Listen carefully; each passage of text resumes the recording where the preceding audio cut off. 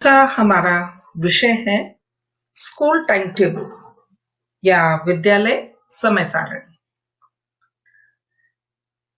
अगर हम परिभाषा की बात करें तो विद्यालय समय सारणी के बारे में H.G. स्टिग ने कहा है, it is the time table that supplies the framework within which the work of school proceeds. It is the instrument through which the purpose of the school is to function. समय सारणी विद्यालय में कार्य करने की प्रक्रिया को एक ढांचा प्रदान करती है। ये एक उपकरण है जिसके कारण कि विद्यालय का कार्य उसके उद्देश्यों के अनुरूप चलता है। Principles of good time table, एक अच्छे समय सारणी के सिद्धांत। पहला आता है फ्लेक्सिबिलिटी, लचीलापन।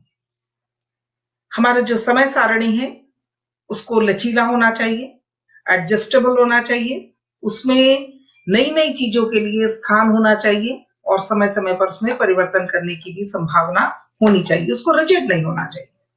सम पीरियड्स फॉर रिक्रिएशन, समय सारणी में कुछ मनोरंजन के लिए या कुछ ऐसे पीरियड्स भी होने चाहिए, ऐसे वादन होने चाहिए जिनसे कि छात्र हर समय अपने को बहुत ही मानसिक तनाव में महसूस न करें, बल्कि जैसे हम कठिन विषयों को रिसेस से पहले रखते हैं और उसके पश्चात रिसेस के पश्चात हम, क्योंकि बच्चा 4 पीरियड पढ़ चुका होता है, तो हम सोचते हैं कि उसको 1 या 2 उस समय सिर्फ कठिन विषय दिए जाए या हल्के विषय, गेम्स, लाइब्रेरी या ये सब बाद में रखा जाए। सफिशिएंट प्लेस फॉर एक्टिविटीज, विद्यालय मात्र पढ़ाई लिखाई की ही जगह नहीं है, इसके अलावा बहुत सी ऐसी चीजें होती हैं, बहुत सी ऐसी क्रियाएं होती हैं, पाठ्यसेगामी क्रियाएं, जिनके लिए कि हमारे पाठ्यक्रम समय सारणी में स्थान होना चाहिए, जो कि हमारे पाठ्यक्रम को या कहना चाहिए एक एनवायरनमेंट देती हैं और हमारी जो विषय वस्तु है उसको पुष्ट करने का कार्य करती है और विद्यालय को अपने उद्देश्यों में सफल बनाती है। तो ऐसी संपूर्ण क्रियाओं के लिए पर्याप्त स्थान समय सारणी में होना चाहिए। सुटेबल ड्यूरेशन ऑफ पीरियड, एक वादन का एक पीरियड का समय कम से कम 40 मिनट होना चाहिए, न बहुत कम न बहुत ज्यादा। Variety of work, time table में नीरसता या एक रसता नहीं होनी चाहिए, उसमें वैरायटी ऑफ वर्क होना चाहिए। कभी कठिन विषय पढ़ाए जाए, फिर हल्के विषय पढ़ाए जाए, कभी बीच में लाइब्रेरी पीरियड या स्वयं कार्य करने के लिए समय या गेम्स का पीरियड या उनकी हॉबीज के लिए कुछ इस तरह की एक्टिविटीज। तो इसलिए वैरायटी ऑफ वर्क को टाइम टेबल में स्थान देना चाहिए। Time for teachers conference, teachers की आपस में बातचीत या कॉन्फ्रेंस करने के लिए उनको समय मिलना चाहिए, मतलब उनका फ्री पीरियड्स होने चाहिए या उनके लिए स्टाफ रूम की व्यवस्था होनी चाहिए जहां पर बैठकर वो अपने साथ अपने आपस में बात कर सके, आगे भविष्य के लिए या अग्रिम कक्षाओं के लिए प्लान कर सके। कभी कभी शिक्षक चाहते हैं कि वो 2 कक्षाओं को मिलाकर कक्षा लें, कभी वो चाहते हैं वो 2 पीरियड को मिलाकर एक नया मेथड अप्लाई करें। तो इस तरह के प्रोविजंस के लिए शिक्षकों के पास समय होना चाहिए, उनको वैकेंट पीरियड मिलना चाहिए जिस पर कि वो डिस्कशन या कॉन्फ्रेंस कर सके। कंटिन्यूअली रिवाइज्ड, एक बार अगर टाइम टेबल बन गया तो ऐसा नहीं होना चाहिए कि वो फुल एंड फाइनल है और साल भर उसमें कोई परिवर्तन नहीं होगा। समय के अनुरूप, आवश्यकताओं के अनुरूप, छात्रों की मानसिक स्तर के अनुरूप यदि किसी परिवर्तन की आवश्यकता पड़ती है तो हम इन सब कारणों को ध्यान में रखते हुए इसमें रिवाइज कर सकते हैं, परिवर्तन कर सकते हैं। Variation to suit local conditions, आपने देखा होगा बहुत से स्थान बहुत ठंडे हैं, कहीं गर्मियों में गर्मी ज्यादा है, सर्दियों में सर्दी ज्यादा है, तो लोकल कंडीशंस को देखते हुए हमारे टाइम टेबल में वेरिएशंस होने चाहिए, उसमें परिवर्तन होने चाहिए। अब बात आती है टाइप्स ऑफ टाइम टेबल। तो हमारे टाइम टेबल जो है कई तरह के होते हैं। क्लास टाइम टेबल, जिसमें कक्षाओं का उल्लेख होता है, मात्र कक्षा और उनके विषयों का उल्लेख कि किस समय कौन सी कक्षा में कौन सा विषय चलेगा। एक होता है हमारा होमवर्क टाइम टेबल, जिसमें कि होमवर्क लिखा होता है कि किस कक्षा को किस दिन किस विषय का होमवर्क दिया जाएगा। आपने देखा होगा कि अक्सर ये समस्या आती है कि छात्रों को एक ही दिन सभी शिक्षकों के द्वारा होमवर्क दे दिया जाता है, शनिवार सोच करके अब कल संडे है। ऐसे में छात्रों के ऊपर बहुत ज्यादा बर्डन पड़ता है। तो होमवर्क टाइम टेबल भी बनता है जिससे कि सभी विषयों का उसको काम बराबर मिले और उसको समय भी पर्याप्त मिले। टीचर्स टाइम टेबल, इस टाइम टेबल में टीचर्स और उनके द्वारा पढ़ाई जाने वाली कक्षाओं का मात्र उल्लेख होता है और टीचर्स जो है इसके अनुरूप अपनी ड्यूटीज को नोट कर लेते हैं कि वो किस कक्षा को पढ़ाएंगे किस पीरियड में, या किसी एक्टिविटी में है तो उसके इंचार्ज वो होंगे, या फिर वो किस क्लास के क्लास टीचर हैं उसके नाते उनकी क्या ड्यूटीज होंगी। तो ये टीचर्स टाइम टेबल कहलाता है। वैकेंट पीरियड टाइम टेबल, खाली पीरियड का समय सारणी, ये भी बहुत आवश्यक है क्योंकि हमारे जो शिक्षक है उनका जब भी खाली पीरियड होता है तो वो उस पर विचार विमर्श करना चाहिए। अगर उन्हें पहले से पता है या उसमें कोई अपना काम तैयारी करना चाहे तो ये उनको पहले से ही पता होना चाहिए। दूसरा, प्रधानाचार्य के लिए इसका बहुत बड़ा इंपॉर्टेंस है कि यदि कोई टीचर एब्सेंट होता है या किसी कारणवश नहीं जा पाता है कक्षा में, नहीं आ पाता है विद्यालय, तो ऐसी स्थिति में वैकेंट पीरियड देखकर उन शिक्षकों को जिनका कि वो खाली पीरियड है उनको अरेंजमेंट्स में लगाया जा सकता है। गेम्स टाइम टेबल, आपने देखा होगा अगर विद्यालय की स्ट्रेंथ बहुत ज्यादा है, 2000, 3000, 4000 है, तो हम सबको रोज प्रतिदिन गेम्स के लिए समय नहीं दे सकते, चाहे इंडोर गेम्स हो चाहे आउटडोर गेम्स, क्योंकि सीमित संसाधन, सीमित हमारे पास जो है टीचर्स हैं, शारीरिक प्रशिक्षक या गेम्स टीचर होते हैं। तो इस तरह से गेम्स टाइम टेबल बनाया जाता है ताकि हर कक्षा को वीक में 1 दिन या 2 दिन खेलने का समय मिले। इंडोर गेम, आउटडोर गेम या जिस गेम में बच्चा खेलना चाहता है उस गेम में उसको जाने का मौका मिले। इसी तरह को करिकुलर एक्टिविटीज टाइम टेबल, आपने देखा होगा साल भर को करिकुलर एक्टिविटीज चलती रहती है, तो किस महीने में, किस हफ्ते में, किस दिन कौन सी एक्टिविटी होगी, उसका इंचार्ज कौन होगा, उसमें कौन लोग पार्ट लेंगे, किसकी कक्षा से कितने बच्चे उस एक्टिविटी में एनरोल्ड है। इस तरह से एक को करिकुलर एक्टिविटीज टाइम टेबल बनाया जाता है ताकि विद्यालय में एक साथ एक ही दिन सारी चीजें ना हो जाए। द मास्टर टाइम टेबल, ये time table above all time table जिसके अंतर्गत सभी कुछ इंक्लूड होता है। ये प्रिंसिपल के लिए उसकी टेबल के नीचे होना बहुत जरूरी है जिससे उसको पता चल जाए कि आज महीने के इस दिन में उसके यहाँ क्या हो रहा है या इस समय कहाँ कहाँ क्या क्या चल रहा होगा। तो ऐसा टाइम टेबल जिसमें उपरोक्त सभी बातों का उल्लेख होता है और ज्यादा से ज्यादा इंफॉर्मेशन होती है उसको हम मास्टर्स टाइम टेबल कहते हैं। नेक्स्ट आता है हमारे पास procedure for preparing time table, समय सारणी बनाने की प्रक्रिया। समय सारणी बनाने की प्रक्रिया की बात अगर हम करते हैं तो सबसे पहले हमें टीचर्स और उनके द्वारा पढ़ाए जाने वाले सब्जेक्ट जिसके लिए कैपेबल है, डिग्री है उनके पास, पढ़ाने का अनुभव है, उसकी एक लिस्ट बनानी पड़ेगी।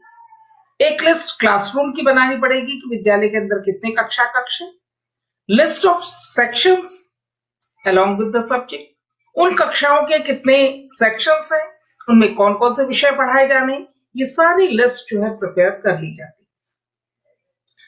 A list of optional subjects and classes are also prepared. Optional subjects जो छात्रों के द्वारा चयन किए गए और कक्षाओं की कि कौन कौन सी कक्षाओं में है, इनकी भी लिस्ट प्रिपेयर कर ली जाती है। The size of room, number of students in the time table for sitting arrangement, कुछ कक्ष बड़े होते हैं, कुछ छोटे होते हैं, तो ये भी देख लिया जाता है कि कितने कक्ष बड़े साइज के हैं, कितने छोटे के हैं और किन कक्षाओं में नंबर ऑफ स्टूडेंट्स ज्यादा है, किन कक्षाओं में कम है, ताकि उनको उस हिसाब से क्लासेस अलॉट की जा सके। और सबसे इंपॉर्टेंट होता है कि हमारा लास्ट ईयर का जो टाइम टेबल है उसको भी कंसल्ट किया जाना चाहिए। यदि कहीं पर कोई विरोधाभास होता है, कहीं पर कोई समस्या आती है, तो हम पिछले टाइम टेबल को देखकर सॉल्यूशन निकाल सकते हैं। तो इन सारी चीजों की लिस्ट बनने के बाद हम जो है school class wise school time table जो है एक सीनियर एक्सपीरियंस टीचर के द्वारा जो है क्या है टाइम टेबल को अंजाम दे दिया जाता है। फिर उसके चेकआउट्स होते हैं, फर्स्ट चेकआउट, सेकंड, थर्ड, ताकि उसमें जो गलतियां हैं या कहीं रिपीटिशन है या कहीं कुछ है तो उसको दूर कर लिया जाए। अब बात आती है importance of school time table. School time table का महत्व, पहला तो यही है, it provides a span of school working hours. विद्यालय के काम करने के समय या खुलने और बंद होने के समय को ही प्रोवाइड करता है, स्पैन को दिखाता है, स्ट्रेच को दिखाता है कि 9 बजे से 3 बजे तक या 7 बजे से 1 बजे तक, 1:30 बजे तक विद्यालय चलेगा। It indicates opening time of the school, ये ओपनिंग टाइम, किसी कक्षा के शुरू होने का समय, ये सब इंडिकेट करता है टाइम टेबल, जिससे कि स्टूडेंट और टीचर समय से विद्यालय पहुंच जाए, अपनी कक्षाओं में पहुंच जाए। It provides teaching schedule of subject teachers, teacher wise as well as class wise. ये टीचिंग शेड्यूल भी प्रोवाइड करता है subject wise as well as class wise, कि कक्षा वाइज अगर देखना चाहें कि किन कक्षाओं में कौन कौन से विषय पढ़ाए जा रहे हैं, कौन कौन से टीचर कौन कौन से सब्जेक्ट ले रहे हैं, तो ये सारी जानकारी, किस शिक्षक का कहां पर इस समय प्लेसमेंट है, कहां वो शिक्षक इस समय एंगेज्ड है, ये सारी जानकारी टाइम टेबल से आप जान सकते हैं। सपोज प्रधानाचार्य को किसी शिक्षक से बात करनी है तो टाइम टेबल में देखेंगे कि इस समय शिक्षक की पोजीशन क्या है, कहां है। It is used for making arrangement in the absence of teachers. अगर कोई शिक्षक नहीं आ पाता है, कोई किसी कारणवश छुट्टी पर है, तो अरेंजमेंट करने के लिए भी टाइम टेबल जो है इसका बड़ा महत्व है, ताकि कक्षा खाली ना जाए, इनडिसिप्लिन क्रिएट ना हो, छात्र जो है वो खाली ना घूमे, बल्कि उनको किसी तरह एंगेज किया जाए, उनको चाहे सेल्फ स्टडी में एंगेज किया जाए, पर कोई शिक्षक जाकर चाहे किसी भी विषय का हो, उनको किसी काम में एंगेज कर दे। It helps in equalising workload of teachers. Time table जो है शिक्षकों के बीच बराबर काम बांटने का कार्य करता है। सभी को, जैसे आपने देखा होगा कि 7-8 पीरियड होते हैं नॉर्मली एक स्कूल में, तो 7 पीरियड सबको मिलते हैं, एक वैकेंट पीरियड सबको मिलता है, एक एक्टिविटी के इंचार्ज सब होते हैं, एक किसी न किसी कार्य के लिए उनका भार जो है हर शिक्षक को सौंपा जाता है। तो ये सब टाइम टेबल से ही पॉसिबल हो पाता है। अब हम बात करते हैं defects in the traditional time table. हमारे जो ट्रेडिशनल टाइम टेबल चले आ रहे हैं उनमें बहुत सी कमियां हैं, दोष हैं, जिसमें पहला आता है लैक ऑफ यूनिफॉर्मिटी। आपने देखा होगा हमारा टाइम टेबल जो है वो स्कूल डेज, स्कूल जो स्पैन है उसको क्या करता है, ब्रेक्स में तोड़ देता है, छोटे छोटे टुकड़ों में बांट देता है, 35-40 मिनट के टुकड़ों में उसको बांट देता है। लेकिन यहां पर एकेडमिक विषयों को बहुत ही प्राथमिकता दी जाती है और नॉन एकेडमिक या को करिकुलर एक्टिविटीज जो है उनको उतनी प्राथमिकता नहीं दी जाती। तो इसलिए यूनिफॉर्म डिस्ट्रीब्यूशन नहीं होता। आपने देखा होगा 7 पीरियड्स अगर हमारे पास होते हैं तो बच्चा 6 तो सब्जेक्ट ही पढ़ता है, तो एक पीरियड उसको मिलता है वीक में कि वो लाइब्रेरी में जाए, एक पीरियड मिलता है उसको कि वो हॉबी क्लब में जाए, एक पीरियड मिलता है उसको को करिकुलर एक्टिविटी किसी और उसमें जाने का, एक मिलता है उसको गेम्स में जाने का, एक मिलता है उसको लेबोरेटरी में जाने का। इस प्रकार से यूनिफॉर्मिटी, हम बच्चे को सब हर दिन लेबोरेटरी नहीं प्रोवाइड कर पाते, हम उसे गेम्स नहीं प्रोवाइड कर पाते, उसे को करिकुलर एक्टिविटीज इनके लिए उसको रोज समय नहीं दे पाते, लाइब्रेरी इवन उसको रोज नहीं भेज सकते। तो एकेडमिक उसको प्रायोरिटी दी जाती है। दूसरा रूथलेस मास्टर, हमारा जो टाइम टेबल है ये टीचर और स्टूडेंट को काइंड ऑफ लॉक के अंदर रख देता है, उनको बंद कर देता है, टाइम के साथ बांध देता है। 40 minutes you have to stay in this period, 40 minutes आपको नेक्स्ट पीरियड ये क्लास। तो इसलिए एक रूथलेस मास्टर है जो कि उससे आप आर्ग्यू नहीं कर सकते, डिस्कस नहीं कर सकते, नथिंग टू से। आपको जो है एक टाइम टेबल पकड़ा दिया गया है जिसके अकॉर्डिंग आपको अपनी पोजीशन बदलनी है और आपको जो है अपने शिक्षण कार्य करना होगा। लैक ऑफ नॉवेल्टी, ट्रेडिशनल जो टाइम टेबल है उसमें 40 मिनट्स है टीचिंग के लिए, mostly traditional type of teaching. Novelty teaching अगर आप करना चाहते हैं, कोई नए प्रयोग आप करना चाहते हैं, नए नए टीचिंग मेथड स्ट्रेटेजीज का आप प्रयोग करना चाहते हैं, तो उसकी इजाजत ट्रेडिशनल टाइम टेबल नहीं देता, क्योंकि 40 मिनट्स बहुत कम टाइम होता है या 45 मिनट्स, किसी भी नई स्ट्रेटेजी को इंट्रोड्यूस करने के लिए। अगर हम चाहते हैं कि प्रोजेक्शन टेक्निक्स नई नई तरीकों से हम पढ़ाएं कक्षा में जाकर, तो उनमें भी हम वो सारा अरेंजमेंट करते हैं और 40 मिनट में अगर हम नहीं खत्म कर पाते हैं तो नेक्स्ट टीचर जो है वो बाहर खड़ा होता है, तो हमें कक्षा छोड़नी ही पड़ती है, चाहे स्टूडेंट कितना भी इंटरेस्ट ले रहे हो। तो नॉवेल्टी के लिए इसमें जगह नहीं होती। लैक ऑफ ऑब्जेक्टिव्स, हमारे जो टाइम टेबल है वो just it's a division of time, it's division of time. ये ऑब्जेक्टिव से इसका कोई रिलेशन नहीं है, इसका कोई ऑब्जेक्टिव नहीं है कि इतने समय में ऑब्जेक्टिव्स को पूरा करना है। 40 मिनट्स का टाइम आपको दे दिया गया है टीचर्स को कि वो उन 40 मिनट में अपने सब्जेक्ट के एम एंड ऑब्जेक्टिव्स को पूरा करें या उनको प्राप्त करें या कंटेंट को इस तरह से पढ़ाएं कि ऑब्जेक्टिव्स रिसीव हो। बट समय सारणी एजुकेशनल ऑब्जेक्टिव्स को स्वयं पूरा करने के लिए बाध्य नहीं है, वो आपको टाइम प्रोवाइड कर सकते हैं। लैक ऑफ कोऑर्डिनेशन, टीचर्स के बीच में कोऑर्डिनेशन को इसमें कोई जगह नहीं दी जाती।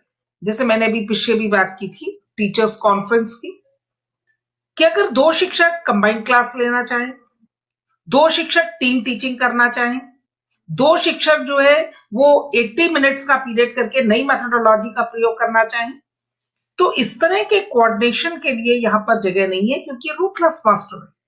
40 मिनट्स मीन्स 40 मिनट्स, ये उससे ज्यादा आपको अलाउ नहीं करता है। और अगर आप ऐसा करते हैं तो आप पूरे स्कूल के टाइम टेबल को, पूरे स्कूल के सिस्टम को डिस्टर्ब करते हैं। तो यहाँ पर टीचर्स आपस में कोऑर्डिनेट करके नए प्रयोग, नए विषय, नए तरीके से कोई काम करना चाहें तो वो नहीं कर पाते। No provision for individual differences, 40 minutes का टाइम आपको दिया गया है, टीचर को पढ़ाने में इंटरेस्ट आ रहा, वो चाहता है कि और टाइम स्पेंड करे, बट टाइम बार हो चुका है। इसी तरह छात्र को अगर समझ नहीं आया है, शिक्षक चाहता है कि उसको अभी और समझाए या डायग्नोस करे उसकी प्रॉब्लम कहाँ है, उस पर बात करे, रेमेडियल टीचिंग करे, तो ऐसा भी उस 40 मिनट के अंतराल में संभव नहीं है, क्योंकि रेमेडियल टीचिंग की जरूरत कुछ छात्रों को है, सब छात्रों को नहीं है। तो उसके लिए या तो अलग से प्रोविजन किया जाएगा, लेकिन टाइम टेबल में मोस्टली आपके इस तरह के प्रोविजंस नहीं है। अनड्यू चेक ऑन टीचर्स, हमारा जो टाइम टेबल है ये टीचर्स के ऊपर एक अनड्यू चेक की तरह काम करता है। टीचर्स को 40 मिनट के उसमें बांध देता है। यदि टीचर चाहता है कि वो और पढ़ाए तो टाइम टेबल उसको अलाउ नहीं करता। यदि टीचर जो है वो चाहता है कि वो अपना ज्यादा टाइम स्पेंड करे कक्षा में और छात्रों के साथ ज्यादा समय दे, लेकिन टाइम टेबल इक्वल स्लॉट पे बटा हुआ है, वो किसी भी टीचर को कम या ज्यादा समय नहीं कर सकता।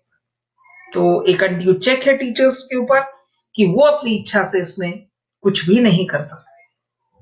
प्रॉब्लम ऑफ एडजस्टमेंट, एक और हमारा डिफेक्ट है इसमें कि यदि कोई शिक्षक नहीं आया, अचानक सुबह सूचना आती है कि शिक्षक नहीं आएगा, तो जो शिक्षक जिन्हें वैकेंट पीरियड में एडजस्ट किया जा रहा है, यदि उन्होंने अपने वैकेंट पीरियड के लिए कुछ प्लान किया है तो उनका वो काम छूट जाएगा, वो उस काम को खो देंगे।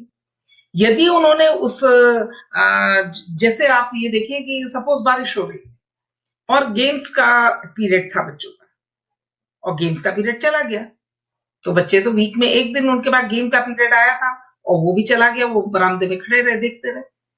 तो इन चीजों को एडजस्ट नहीं किया जा सकता।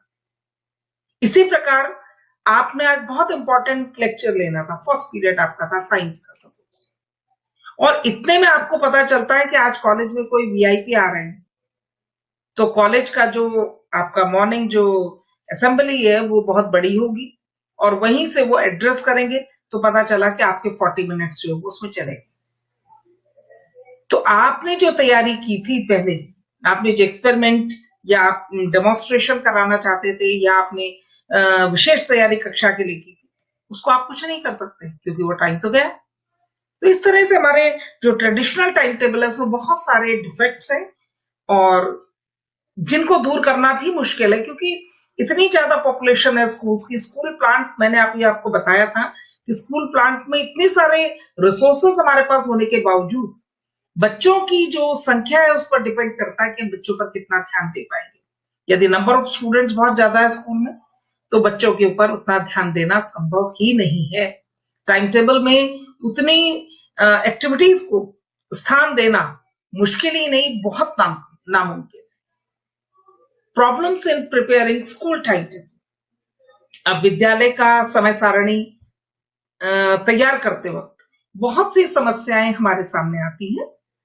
It is difficult to adjust the equal workload teaching periods for teachers. शिक्षकों के बीच में इक्वल वर्कलोड बांटना। जैसे आपने देखा होगा साइंस के टीचर कम है या मैथ्स के टीचर कम है, तो हर कक्षा में साइंस और मैथ्स होती है, तो उनके ऊपर वर्कलोड ज्यादा है, उनको हमें समय उनको ज्यादा देना ही पड़ेगा, वर्कलोड उनके ऊपर ज्यादा आएगा ही आएगा। इसी तरह हम देखते हैं कि जो टीचर्स कैपेबल हैं या जो काम कर लेते हैं सारे, उनके ऊपर वर्कलोड अननेसेसरली डिस्ट्रीब्यूट होने के बावजूद भी ज्यादा आ जाता है, क्योंकि और लोग एफिशिएंटली काम को नहीं कर पाते हैं तो भी काम उनको करना पड़ता है। तो इस तरह इक्वल वर्कलोड शेयरिंग, चाहे वो टीचिंग पीरियड्स की हो चाहे एक्टिविटीज की हो, ये पॉसिबल नहीं हो पाती। The difficult subject can be adjusted in early periods, but if there are only one or two maths teachers in the school, then the problem arises. हम कहते हैं कि कठिन विषयों को प्रथम पक्ष में पढ़ाया जाना चाहिए विद्यालय के फर्स्ट आवर में, लेकिन होता क्या है, यदि आपके पास मैथ्स टीचर कम है तो उन्हें तो फर्स्ट हाफ में भी पढ़ाना है पूरे पीरियड, सेकेंड हाफ में भी पूरे पीरियड पढ़ाना है, इवन उनको वैकेंट पीरियड भी नहीं मिल पाता। इस तरह डिफिकल्ट सब्जेक्ट्स जो हैं उनके टीचर्स के ऊपर ज्यादा वर्कलोड होता है, ज्यादा स्ट्रेस होता है, और उनके डिफिकल्ट सब्जेक्ट्स को एडजस्ट करना अर्ली पीरियड में बहुत मुश्किल पड़ जाता है। It is difficult to adjust the laboratory facilities for all the science sections every day.